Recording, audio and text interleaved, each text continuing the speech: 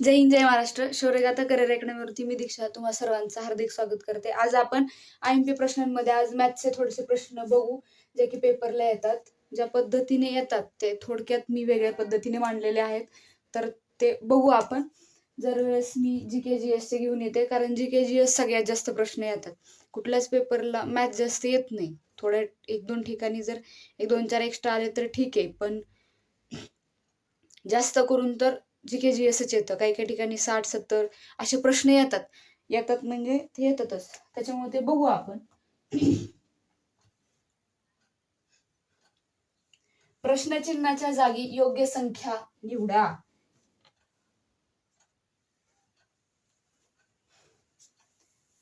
ह्याच्यात काय करायचंय माहितीये का? याच्यामध्ये बेरीज पण होती आणि भागाकार करून पण होती. दोन पद्धतीने हे गणित सोडवता येते.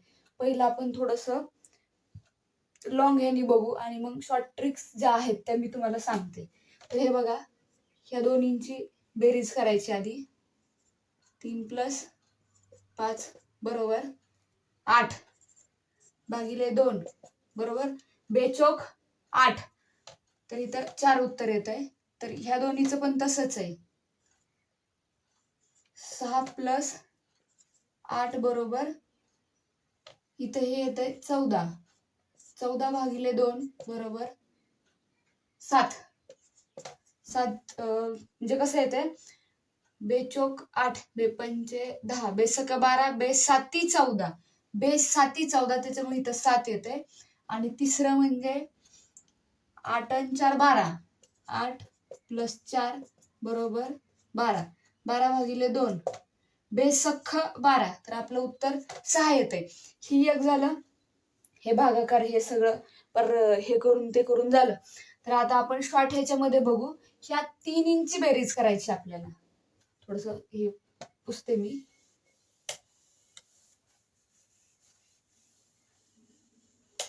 व्हिडिओ स्टॉप करून थोडं हे करून बघा, म्हणजे जेणेकरून तुम्हाला समजेल.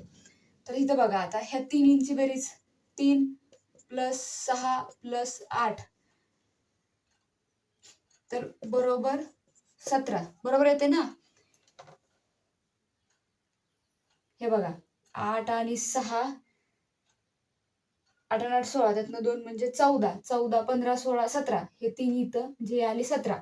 आता हे खालचं पण 5 8 + 4 बरोबर हे पण 17. तर इथं काय मिक्स केल्यावरती 17 येतं हे बघायचं आपल्याला.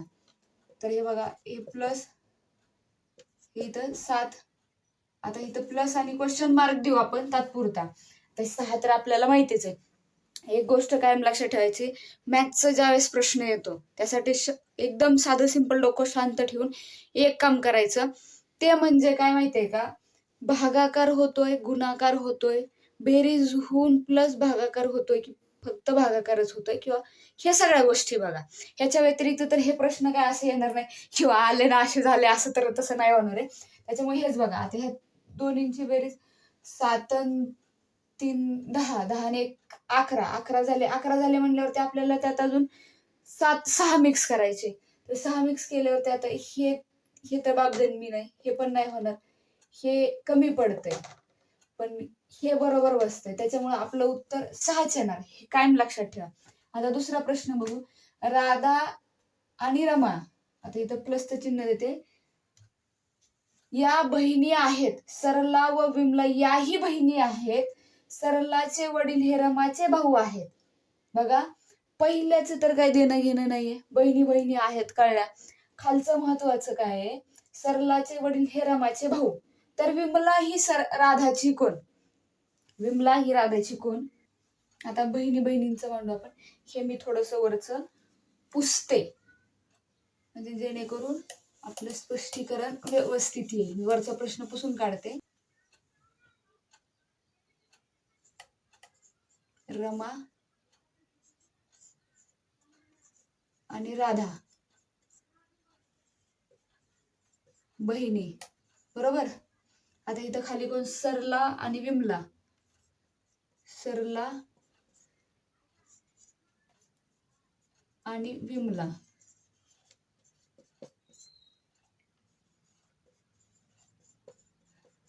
बहिणी. आता इथं अशा प्रश्नांमध्ये काय होतं माहितीये का, चिंकी, मंक्या, मंकी, बंटू, बबल्या, बबड्या, सोनिया, दादू ही नावं येतात नंतर. काय विमला बिमला हीच नावं येतील म्हणून काय गरजेचं नाहीये की हीच नावं तुमच्या पेपरमध्ये तुम्हाला येणार ना, असं तसं हे असं नाहीये. बेस्टमध्ये म्हणलं तर नावं फक्त चेंज होणार, हाय तेच विचारणार. आता इथं बघू आपण काय उत्तर येते ते, त्यानुसार मी पुढचं आणखीन एक सांगते की काय करायचं ते.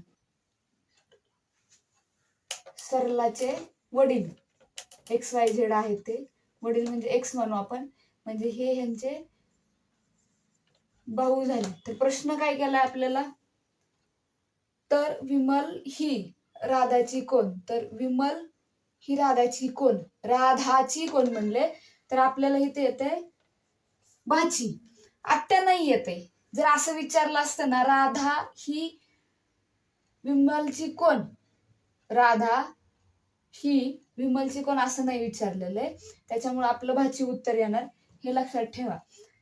कारण हे बघा यातच कळतंय, ह्या दोघी बहिणी हे हिचे वडील, हे हिचा भाऊ, बरोबर. त्याच्यामुळे आपलं भाची हे उत्तर. ह्यात कन्फ्युजन मध्ये काय होईल, एक तर आत्या देऊ का भाची देऊ, भाची देऊ का आत्या देऊ. पण सगळ्यात महत्वाचं म्हणजे तुमचे मार्क आहेत ना, ह्या दोन्हींवरती खाली ठरतात. जर मांडणी ही अशी मांडणी जर जमली तुम्हाला, ही जी मांडणी मी करून दिलेली अशी जर जमली तरच हे उत्तर येईल, नाहीतर नाही येणार. ह्याला शॉर्ट ठीक वगैरे जास्त काय नाही येणार. पण एवढं लक्षात ठेवायचं की कोण कुणाचं आणि कोण कुठं आहे ते. तर हे 2 प्रश्न आहेत. आणखीन 2 प्रश्न मी लिहिते, 1-2 मिनिट द्या. हे बघा, हे पुढची नंतरचे 2 प्रश्न, आणखीन एक नंतर घेईन मी. पण हे बघा, एका तिसरा आपला आहे ते 2 आणि हा तिसरा आणि हा चौथा, आणखीन एक होईल, असे 5-6 होतील प्रश्न. तर आपण आधी हा तिसरा बघूया. तो बघण्याच्या आधी एक 90+ ची लेखी वगैरे घ्यायचा प्रयत्न करा. कारण काय आहे ना, कितीही तुम्ही अभ्यास केला ना, नंतर काही फायदा नाहीये. त्याच्यामुळं एक गोष्ट कायम ध्यानात ठेवायची की स्वप्न पाहिलंय ना, तर ते सातत्यात कसल्याही परिस्थितीत उतरलं पाहिजे. उगं कुणी सांगितलं म्हणून करावं अशातला तो भाग नाहीये. भरती किंवा पोलीस होणं किंवा कॉम्पिटेटिव्ह एक्झाम देणं एखाद्याने सांगितलं म्हणून तुम्ही उतरलायत अशातला भाग नाहीये, आणि अशी होत पण नाहीये. मी हे गॅरंटी देऊन सांगते की असं कुणी जरी असेल तर नाही होत ते. मनामध्ये जिद्द, ओढ निर्माण, म्हणजे सगळ्या गोष्टी महत्वाच्या असतात की तुम्ही आयुष्यामध्ये काय करताय, काय नाही करताय, कसं खरंच तुम्हाला करायचंय की नाही, ह्या सगळ्या गोष्टी आहेत ना, तर त्या कारणीभूत ठरतात की तुम्ही कसं हे करता. तर एक मला थोडं काही शेर शायरी वगैरे एवढं जमत नाही, पण मी प्रयत्न करते कविता वगैरे बनवते. तर एक कविता मी काल अशीच बसल्या बसल्या बनवली होती, जेणेकरून मी तुमच्यापर्यंत ती कविता आणेल. लिहून ठेवलेली आहे कारण लक्षात न जाईन म्हणून. तर ती आपण बघूया.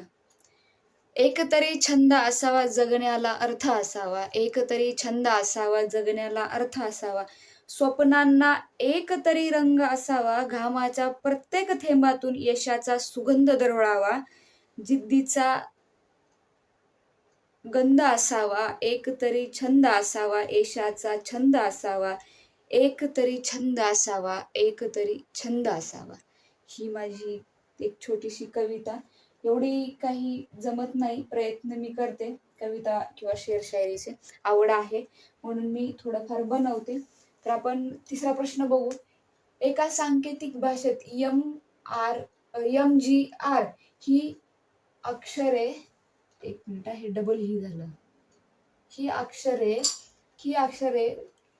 MNGHRS अशी लिहितात, तर KLM ही अक्षरे कशी लिहिली जातील. साधं सोपं आहे, थोडस माझं खालीवर झालंय, बघू आपण. काय दिलंय पहिलं, MG आणि R. ह्याला कसं लिहिलंय त्यांनी, यमच्या पुढं N येतं. जर ABCD येत असेल,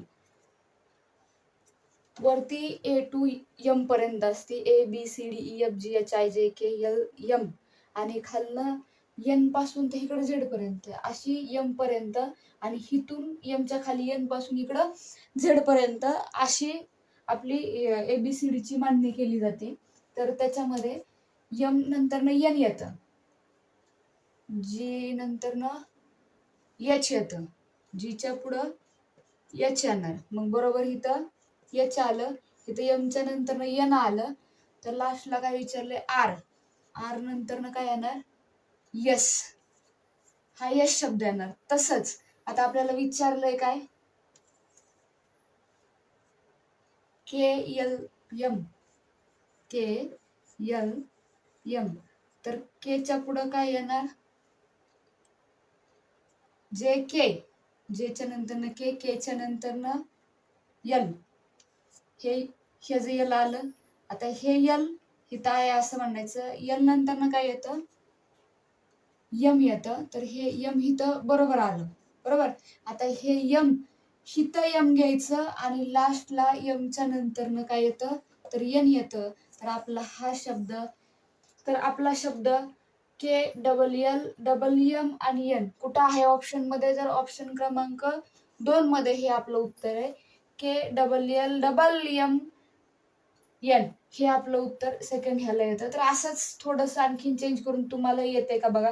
एबीसीडीची मांडणी जर जमत असेल तर हा प्रश्न सोपा, एकदम सोपा आहे. काही याच्यामध्ये एवढं विचार करण्याची गरज तरी नाहीये. तर आता आपला हा दुसरा प्रश्न बघू.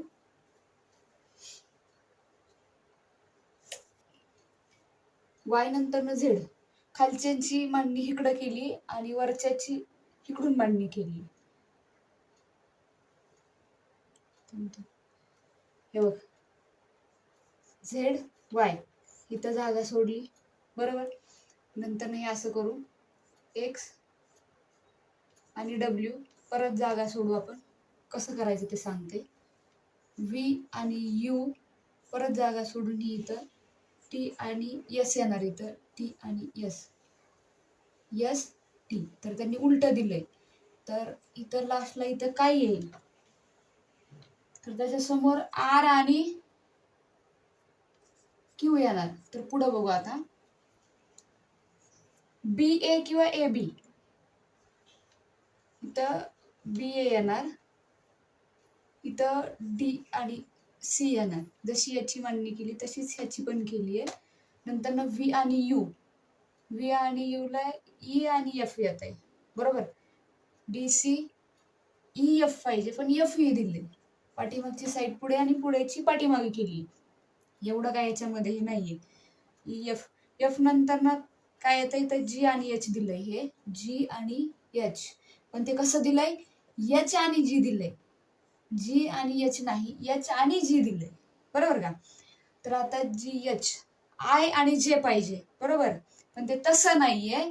जे आणि आय दिले. मागची संख्या पुढं केली आणि पुढची संख्या ही पाठीमागे दिली. लक्षात जर आलं असेल तर आपलं उत्तर आहे आर क्यू जे आय. बघा आता A B C D E F G H I आणि जे जर असं दिलं असतं ना ए बी मग इथं सी डी इथं ई आणि एफ आलं असतं. इथं जी एच इथं आय आणि जे आलं असतं. पण त्यांनी तसं नाही दिलेलं. तर त्यांनी उलट दिलेलं आहे.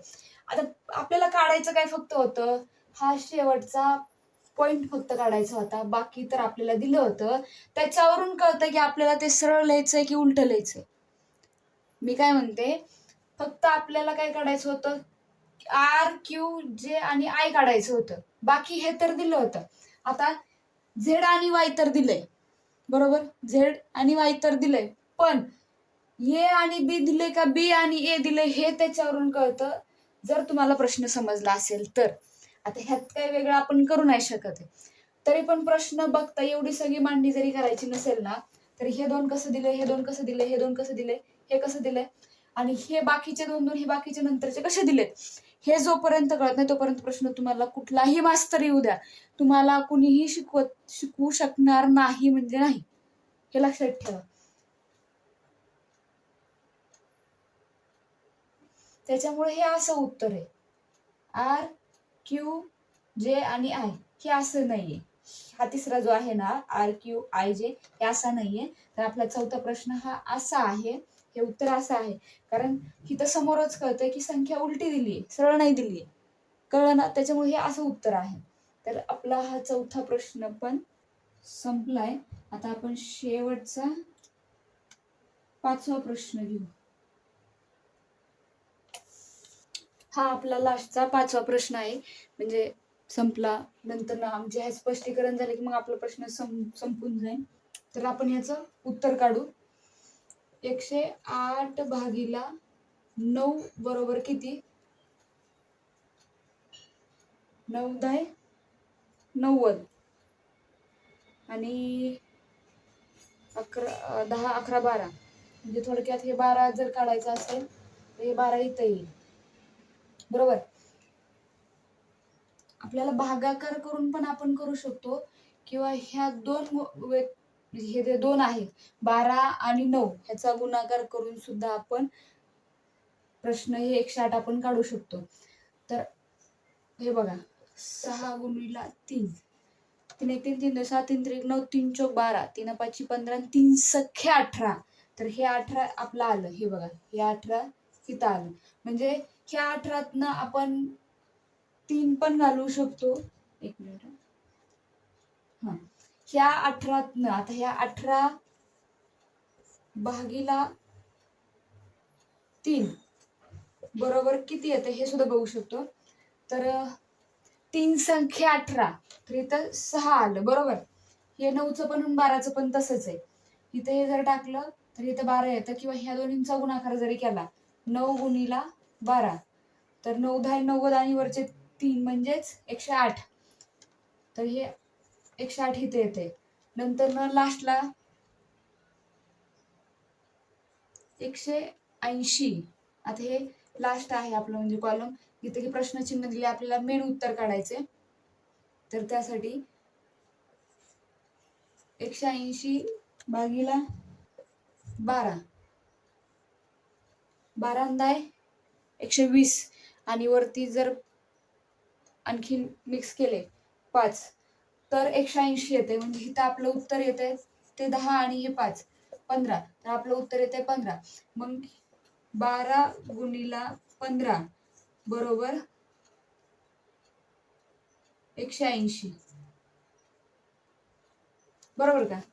तर हे आपलं असं उत्तर आहे. हे माझे 5 प्रश्न मी IMP जे घेतले परीक्षेला येणार आहेत ते मॅथचे. तर ते कसे वाटले काय सांगा थोडंसं कमेंटमध्ये. आणि माझी चॅनलला सबस्क्राईब करा, फॉलो करा, शेअर करा सगळ्यांना आणि कमेंटमध्ये सांगा की नेक्स्ट व्हिडिओ कुठल्या ह्याच्यावरती घेऊन येऊ. तर एवढं काही ह्याच्यामध्ये हे नाही आहे की एवढं हे करून बघायला. सगळ्यात बेस्ट म्हणजे तर हे असंच आहे. जरी ह्यात काय बदल करायचा म्हणलं तर थोडेसे शॉर्ट ट्रिक्स जर बघितलं तर ह्यांचा गुणाकार होतोय की भागाकार होतोय. मी मगाशी पण पहिल्या प्रश्नाला पण तेच म्हणलं होतं की तुम्ही भागाकार करताय की गुणाकार करताय त्याच्यावरती डिपेंड आहे. तुम्हाला समजलं तर भागाकार गुणाकारात उत्तर येतंय का तरच तुमचं उत्तर येईल. जे की ह्याचं 15 हे उत्तर आलं. तर माझे असे प्रश्न होते जे संपलेले आहेत. जय हिंद, जय महाराष्ट्र.